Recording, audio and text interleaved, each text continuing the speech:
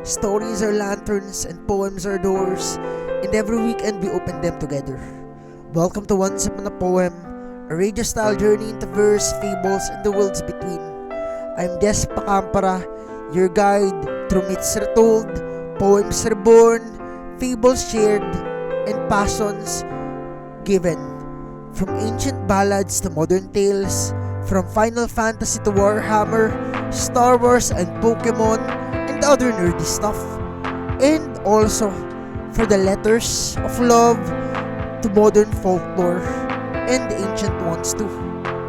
Here, every world is a spark, every story a lantern waiting to be lit. So settle in, breathe deep, and let's begin tonight's journey. Well, good evening everyone. This is your storyteller Des, and we're back for another 30-minute radio session here on Once Upon a Poem. Tonight's episode will be up only here, but also on our YouTube channel, our Facebook fan page, and our Spotify playlist.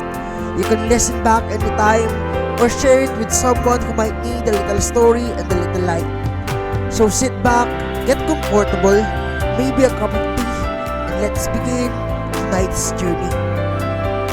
Before we step into tonight's story, I want to begin with a poem, one written for Young. It's called Solara, and it was inspired by a single line from Coldplay's Yellow. Look at the stars and look how they shine for you. I didn't borrow the song or plagiarized it. I only copied the spark because, as you know, Young likes the color yellow and the motif of sunrise, so I used it.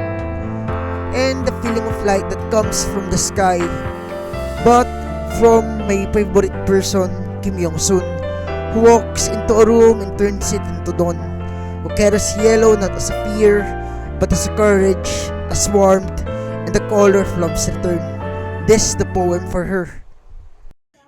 She didn't just wear yellow, she became it. When the lights found her, they bent, they softened, as if they knew they'd never outshine her glow. So I came along with the song. It's not perfect, but it's hers. This is for my Yong-sun, the girl who turned the stars into something personal. If this poem touched you or the story made you feel something real, Ko-fi and Patreon links are in the description. Help us keep writing for you and for the ones we love. Solara, an ode created by Jesus Pacampara. Young, look at the stars, not the distant ones in space, but the ones that bloom when you enter a room. You always wear white, as if the moon stitched it herself, and yellow, like summer's final kiss. You are the sunlight without warning. When the stage lights find you, they turn gold in shame, as if saying, we were meant to frame your name. How many nights did I wish on stars, only to find out that you were the wish? The spotlight drapes your skin, turns it to radiance, turns you to him, and I forget to breathe again. I came along with paper and ink, and wrote you the song, though gibberish it sings. If they knew you, they knew it too. Even nonsense finds meaning when it's meant for you. Young, you turn yellow, not the pale of cowardice, but the fierce flame of a soul that dares to burn and bloom. You turn yellow like dawn after a storm, like daffodils in frost, like the heart learning to perform. You turn yellow, the hue of hope's return, a candle in a blackout, the sun that makes shadows yearn. And for you, I'd bleed myself dry and dye these verses gold, if that could make you smile. Your skin and bones, so mortal yet divine, each step you take unravels the design of time. You walk and the stars align, you speak and the chords are born. You cry and angels weep, but I stay to make you laugh again. For every tragedy you wore, like a second skin, I wrote endings where your smile wins. For every heartbreak that shattered your ribs, I sent swallows to stitch and the beats back in. You shine even when you don't mean to. You wear the light like silk that only truth can weave. For your skipped meals, I learned to cook comfort. For your missed hours of rest, I became time's lullaby. For forgotten scripts, I whispered daisies into your hands, one for each courage, one for each stand. For every line lost, I gave you wings of metaphor. For every sigh, I left petals on your floor. And when you sing, the stage doesn't echo, it listens, it bows. I drew a line above carved across stars that I'll find you in every life and every bar. Even if I don't know your name again, even if we meet as strangers, the song will hum between us. You were all yellow. I jumped across the void of doubt, of fear, of fate, because even silence said your name in golden shapes. And when you shine, gods, you shine, as if the stars themselves took lessons from your spine. Others might call it coincidence, but I call it calling. Your soul find mine in the chaos of morning. And I yellow, always beside you, never alone. Not gold, not sun, just the color of love. I don't have metaphors big enough for you, so I gave you the song clumsy and true. They may not understand it, not unless they knew you, but it may be the most romantic song ever written for you. Because when the lights turn yellow, you turn into something unearthly, something that makes poets weep and kings kneel gently. So look at the stars, young, just look. Everyone shines because you gave them their hook. Look at the stars and look at how they shine for you.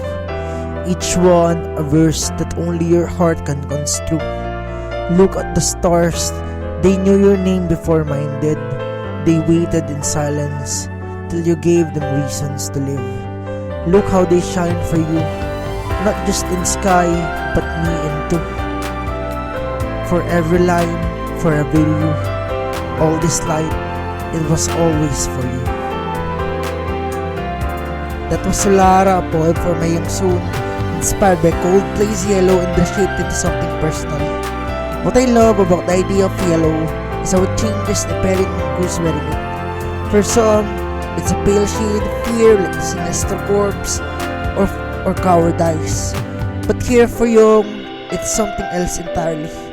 It's the fierce flame of hope, the dawn that returns after a storm, the daffodil pushing to the frost. Yellow becomes the color of resilience, of light that insists on surviving.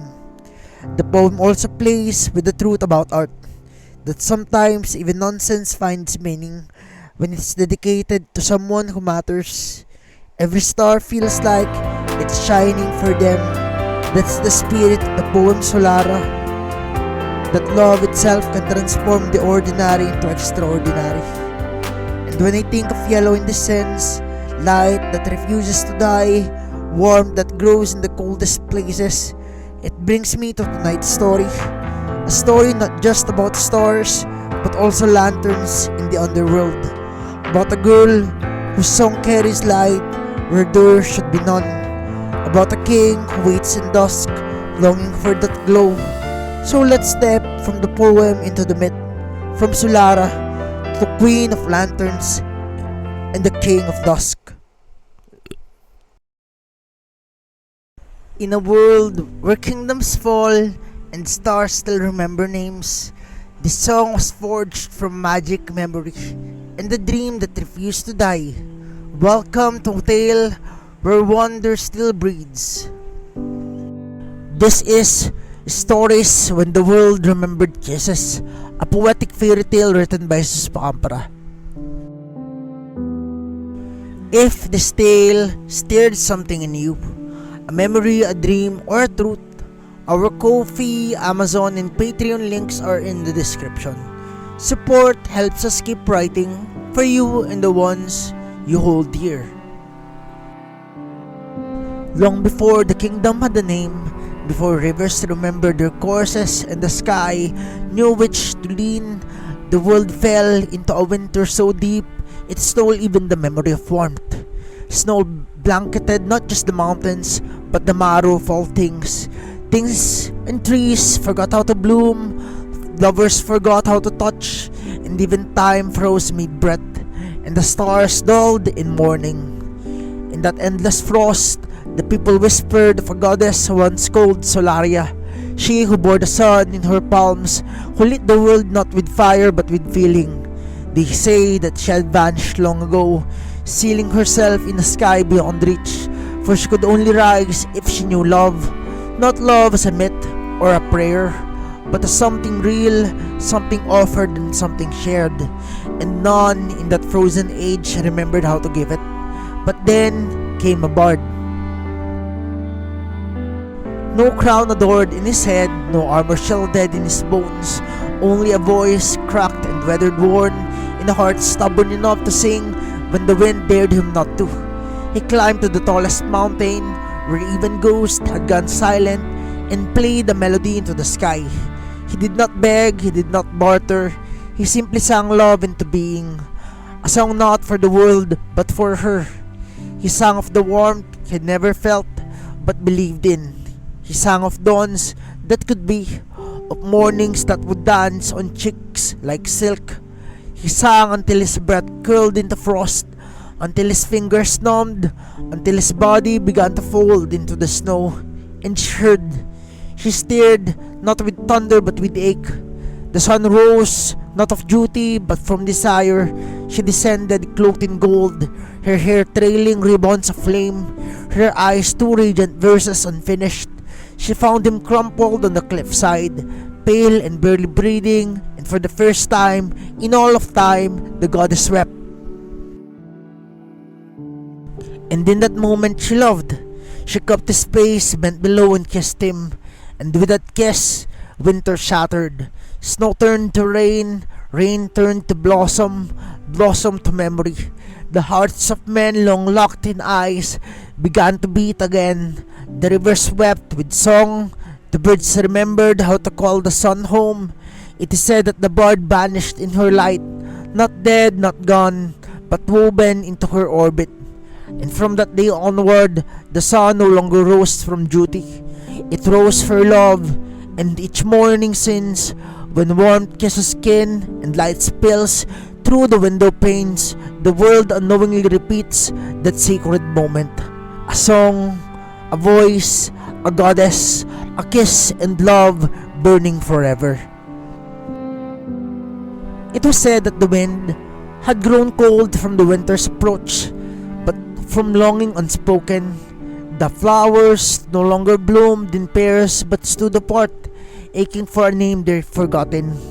That laughter echoed strangely through empty courtyards, not for want of joy, but because joy no longer remembered where it belonged. Elvenmere had not always been this way. There was a time when hearts beat louder than drums in the square, when balconies bore witness to midnight serenades, and gardens kid letters exchanged between hands too shy to touch. In that era of silk banners and orchard weddings, love was everything. But then came the fall. A crowned prince dared to love a servant girl, and their stolen union sparked a war that blackened the sky. Jealousy whispered poison into kings' ears and carved chasms where trust once stood. The war left not only cities in ash, but mothers childless. One such mother, stricken by grief, wandered to the foot of the world tree, the very heart of Elvenmere. She did not bring curses or rage, only a broken plea. Let us forget what hurts. The earth, ever listening, ever weary, took the wish into its roots. And in forgetting pain, The kingdom forgot passion. Love's memories crumbled like stonework in rain. Kisses were reduced to courtesy. Warmth became hollow ritual.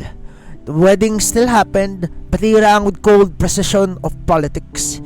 Children were born and raised, but never held with trembling hands. Never rocked with murmured lullabies that promised, "You are mine and I am yours." But not all memories could be erased. In a distant hamlet, cradled in mountains where magic thinned like mist at dawn, a girl was kissed on the lips by her mother under the red bloom of a rose moon. That kiss became a lantern inside her, flickering, stubborn, and alive. Young soon, she grew up wild and bright, dancing barefoot in dew-soaked fields, trailing ribbons behind her like wind given form. Her mother, who would later fall into illness before forgetting, reached their village, filled Young-soon's childhood with stories and songs, lullabies from a forgotten tongue, tales of ancient queens who killed kingdoms with love alone. And when the forgetting came, Young-soon did not lose what had been given with love. She remembered. Now 20 and untamed, she roamed the kingdom like a secret. Her skirts always held the red of roses. Her laughter startled pigeons into flight, and she kissed, not from lust or rebellion, but reverence. A cheek here, a brow there, each kiss a quiet miracle. They called her strange or worse, but none dared to stop her, because the places she passed changed. Where she kissed, a rose bloomed, sunlight, warm, honey thick, bathed those kissed even under cloudy skies, and sometimes, just sometimes, they whispered in wonder, "You remember now?" Then came Jess, a bard in boots scuffed by road and rebellion, with hair like midnight and a voice turned to loss. He wandered into Elvenmere by accident, or fate, carrying a lute, a journal, and a song he hadn't finished, a song titled Solaris. He found her beneath the bell tower on a drizzling day, fingers stained with an apple juice from a basket no one had bought. He played out of habit. She listened out of need. "You're playing it wrong," she said. Jess looked up. "I wrote it." "No, you found it. You just don't remember yet." And that was how it began. They became rumor, a bard and the girl who remembered. Young-soon taught him songs that belonged to no sheet. He taught her how to lace longing into lyric. And together they plotted the impossible, to remind the kingdom what love feels like. Not through sermons, not through spectacle, but through kisses, one at a time. Their journey spanned rain-drenched marketplaces, chapel ruins, and wind-worn villages. They kissed the disbelieving, the indifferent, the broken. Sometimes it's work, but more often it didn't. But they kept going. Each place they left behind bore signs of subtle change. A rose blooming in a field where none had grown, a dog howling at moonlight as if remembering a name, and then a praise whispered on the lips of those kissed kept returning. "You remember now." In Caraway, they met the old night under the sky of pewter, where clouds hung low like armor rusting in the wind. Sir Kalen once called the wall of Eldenfort, now lived alone in the ruins of a keep no one dared visit. Children whispered that he had turned to stone, that a single good eye had seen too much, and the other, hidden behind the patch, had been lost in a duel against love itself. He watched them approach with the disdain of a man who had buried too many songs. "A kiss can't save a kingdom," he grunted, fingers tightening around the hilt of a sword that had not been unsheathed in years, nor bring back a dead wife. Jess only nodded, unspeaking, and reached for the knight's weathered helm, not to disarm, but to kneel before him, pressing his lips softly on the ridge of the old scar etched beneath it, just above his temple. The mark pulsed faintly beneath the touch. Kalen dropped his blade. And then he wept, not the broken sobs of defeat, but the trembling gasp of a dam breached. "I remember," he whispered, over and over as if language itself had become prayer. Her name was Illyra, and he spoke it. The wind shifted behind him, nestled against the grey stone wall. A single red rose bloomed through the cracks, despite the frost. Sunlight streamed where none had touched for years. A breeze curled around Jess and Yongsun, warm and golden. Kaelin reached for the rose, but did not pluck it. He said, "Let it stay," he murmured. "Let her memory root itself here." Later, in Miren's Hollow, the streets bore the scent of turpentine and grief. The villagers led them to the farthest cottage, where a mute painter named Liz dwelled. Her skin was pale from lack of sun, her fingernails stained with indigo and ochre. She had not spoken in 40 years, not since the fire that sold her studio and her lover's life.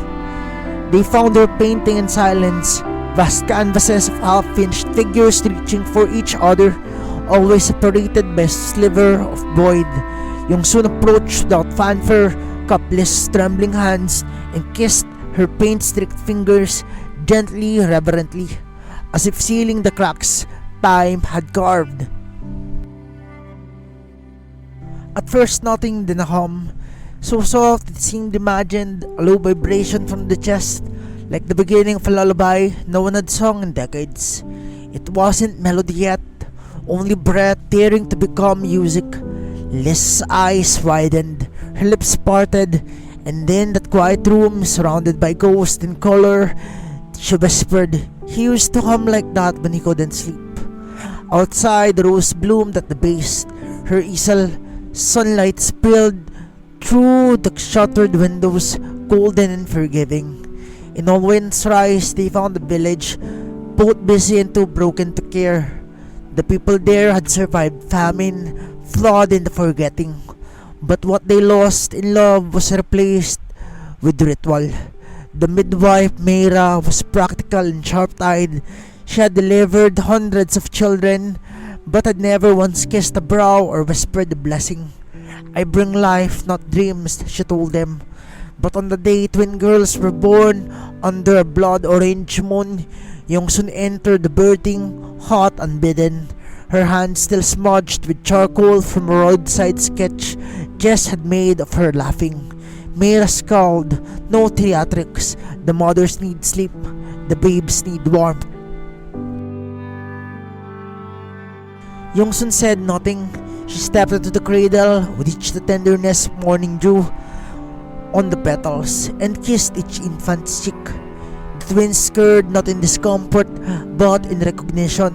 They reached for each other, eyes wide, lips parting in a soundless coo, and Meira, who had not cried since she was a girl, dropped to her knees beside the cradle and sobbed.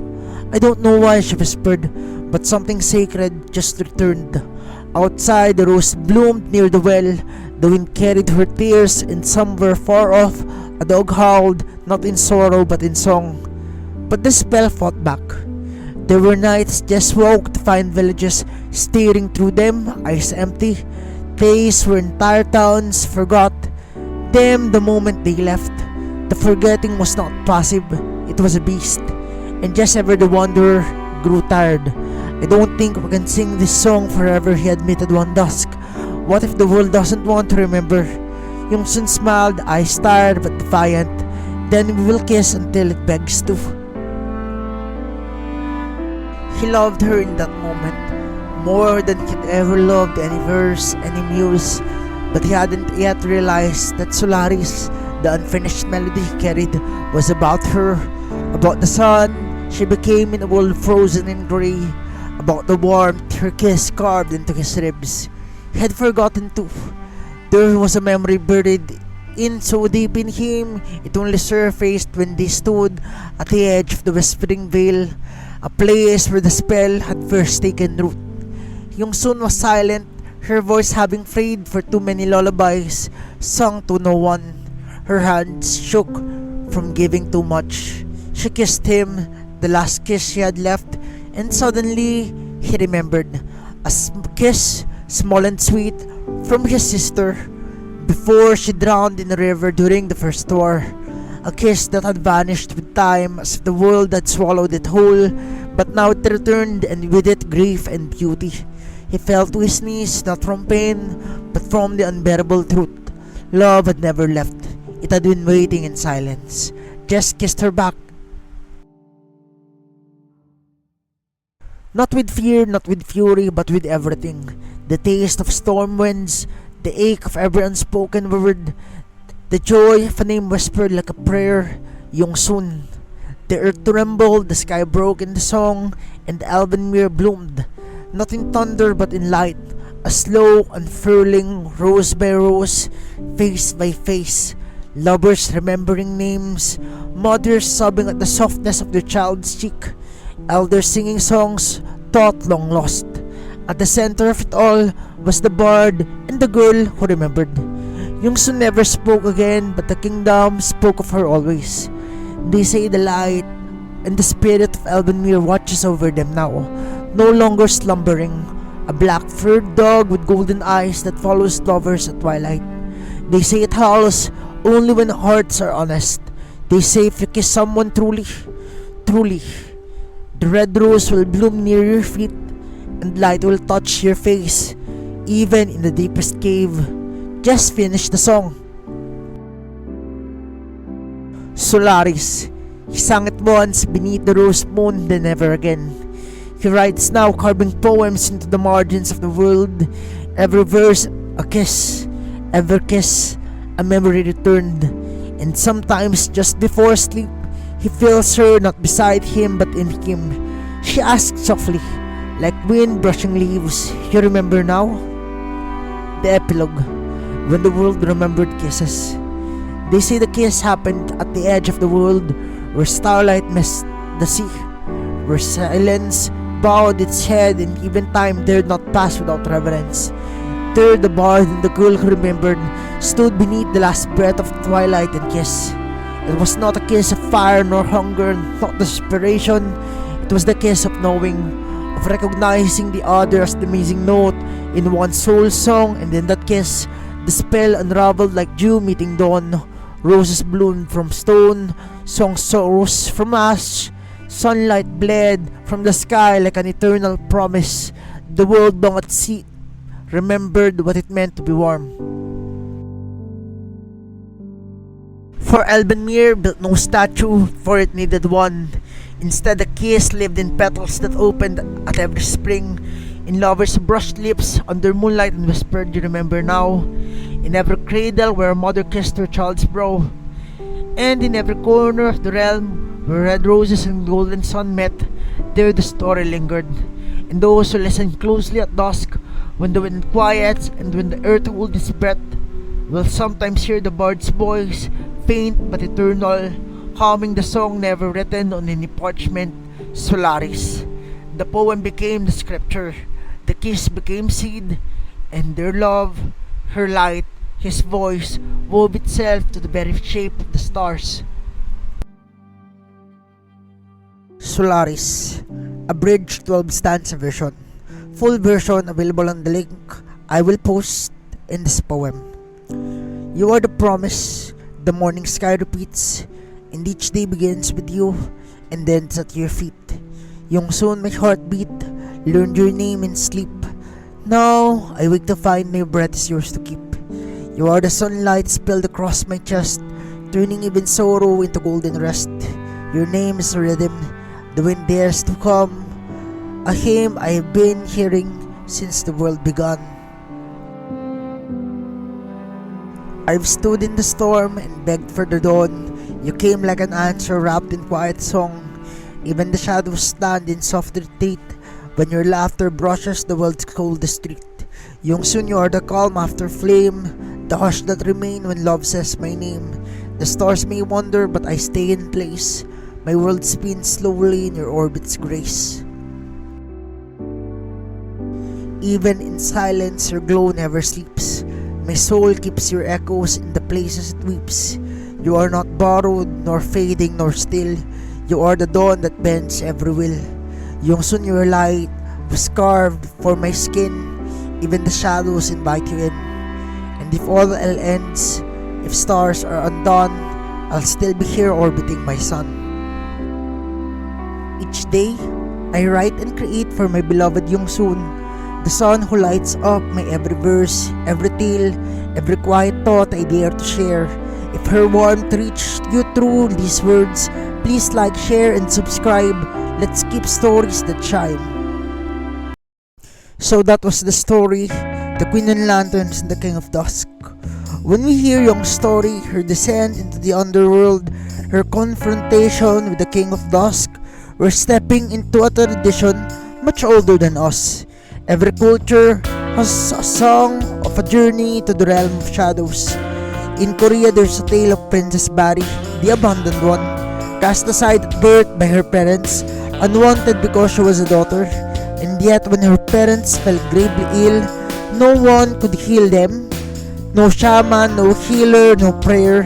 It was Barry, the daughter they had rejected, who chose to walk into the underworld to retrieve the water of life.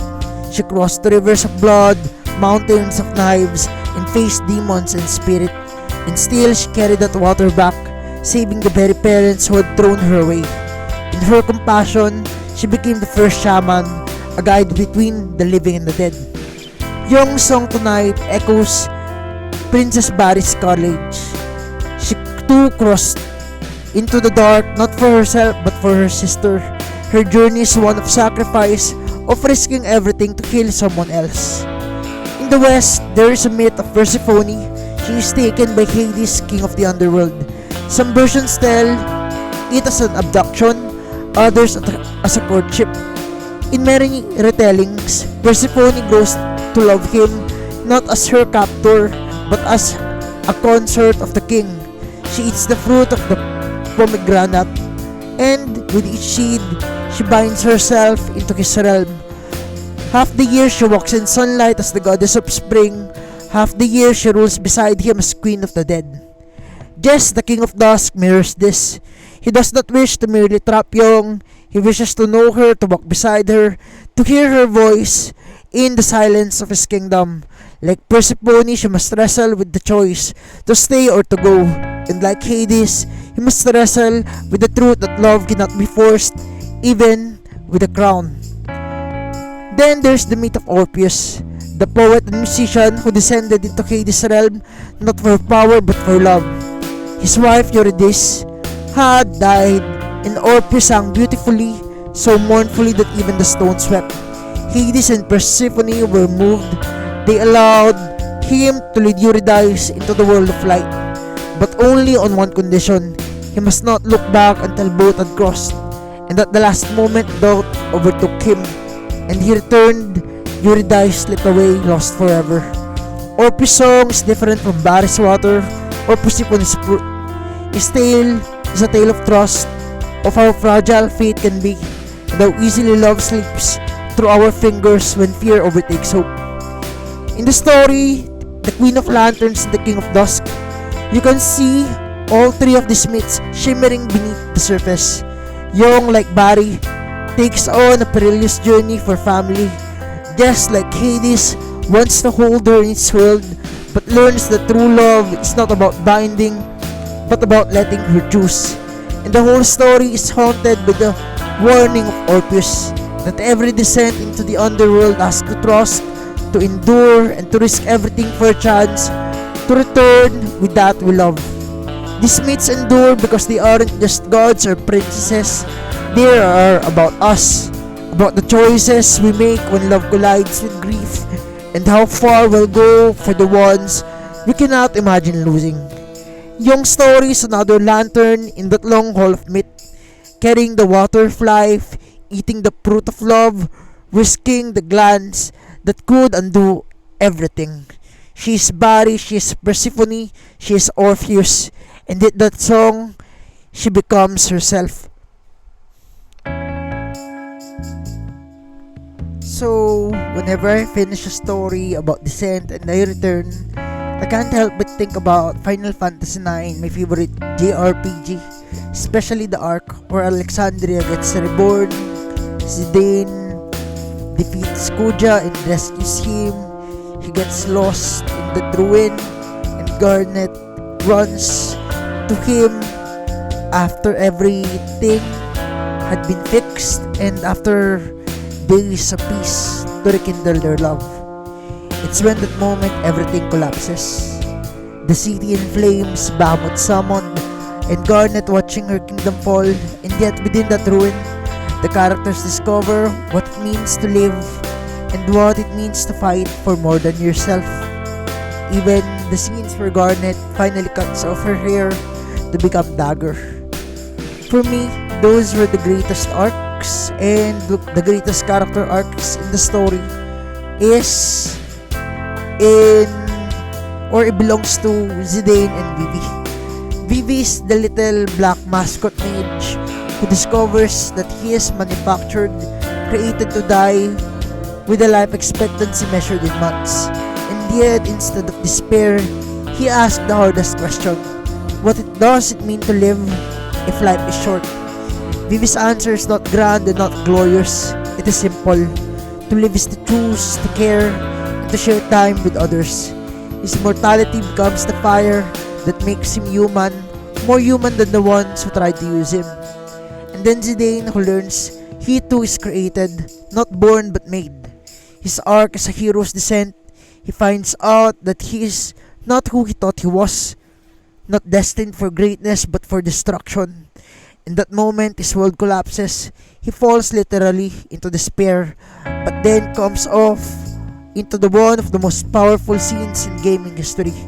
His entire party joins him one by one, lifting him back up, reminding him that his worth isn't his origin, but in the bonds he's chosen. You're not alone, and those words echo like a lantern in the dark. This is myth, not just video game writing, not just story design. It's the same heartbeat as Princess Barry's compassion, Persephone's choice, Orpheus' longing. It is mortality and hope, captivity and freedom, descent and return. And that's why I call it one of the best written arcs in all of media. Because when Zidane rises again, and Vivi smiles despite knowing his time is short, we are reminded it's now how long we live, or where we come from, but how we carry each other through the shadows. In the end, isn't that what every myth is trying to say? That love and memory, courage and song, they outlast even the dusk. And just like Vivi's question, just like Zidane's fall and rise, I believe stories don't just end, they echo. They become lanterns for others, and that's why I keep writing. That's what I built once upon a poem around in this world of fables and verse.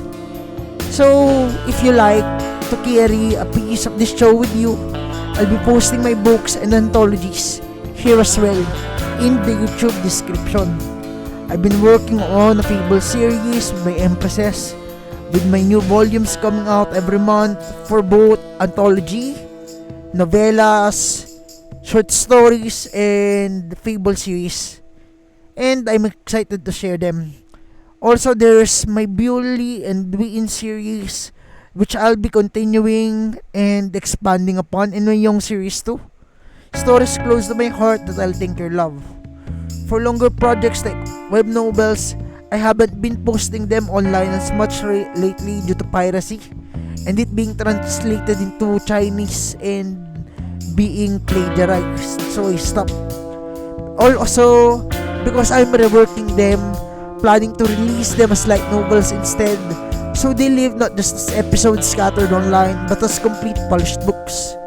Each story, each poem I share here is a part of that journey, building something lasting, something you can return to again and again, and your support, even just listening, commenting or sharing a poem, helps me keep these lanterns glowing and burning.